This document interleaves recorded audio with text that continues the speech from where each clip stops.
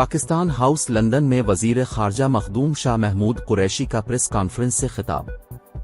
उन्होंने कहा कि मैं अक़वाम मुत्तहिदा जनरल असेंबली के 76वें इजलास में शिरकत करके यहाँ पहुँचा हूँ और मैंने आज बरतानवी वजीर खारजा से उनके दफ्तर में मुलाकात की। उन्होंने कहा कि बरतानवी पार्लियामेंट में मकबूजा कश्मीर में जारी इंसानी हुकूक की संगीन खिलाफ वर्जियों के हवाले से बहस का इनेकाद खुश आइंद है।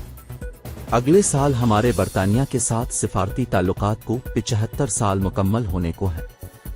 बरतानवी वजीर खारजा ने मुश्तरका वर्किंग ग्रुप बनाने की तजवीज़ से इत्तेफाक किया।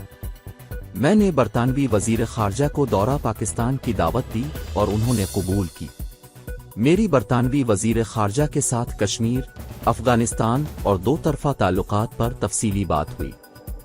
उन्होंने कहा कि मैंने उन्हें कहा कि अब के क्रिकेट बोर्ड ने कतरफा फैसला किया जिससे दोनों ममालिक में क्रिकेट शायकीन की हौसला शिकनी हुई, नुकसान के अलावा हमारे इमेज का नुकसान हुआ।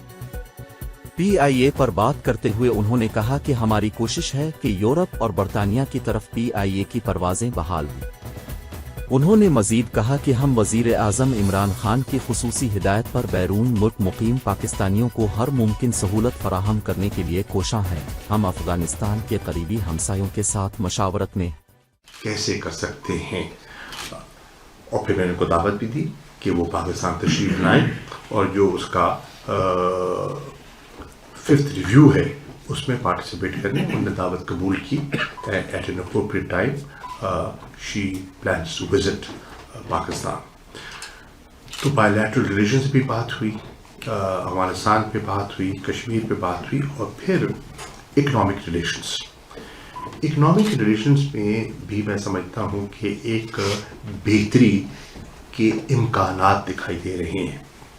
मैंने उनका शुक्रिया अदा किया कि उन्होंने जो हमें GSP प्लस का फैसिलिटी बरतानिया ने EU के निकलने से अलहदगी के बाद जो उन्हें दी है, उसका नतीजा ये हुआ कि पिछले साल कोविड एनवायरनमेंट के बावजूद हमारी दो तरफा जो ट्रेड है उसमें 32% इजाफा हुआ। मिनिस्ट्री है उनके साथ हमारी एक इफेक्टिव इंगेजमेंट हो जाए ताकि हम देखें कि हम अपनी बायलैटरल ट्रेड को प्रमोट कैसे कर सकते हैं।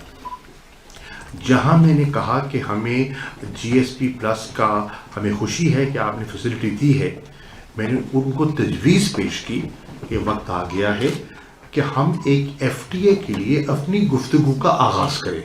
It will take time but हम उसका एक आगाज़ करें।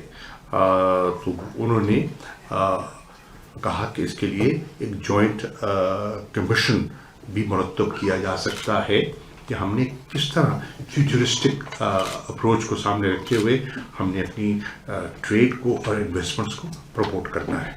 कश्मीर कमेटी जहां मैंने डॉसियर पेश किया, वहां जो हमारे बरतानिया में जो अहम कश्मीरी रहनुमा हैं जिन्होंने बड़ी हिम्मत के साथ कश्मीर के कॉज को हर लेवल पे उजागर करते हैं और प्रेजेंट करते हैं, उनसे भी मेरी यहाँ इसी कमरे में एक नशिस्त हुई।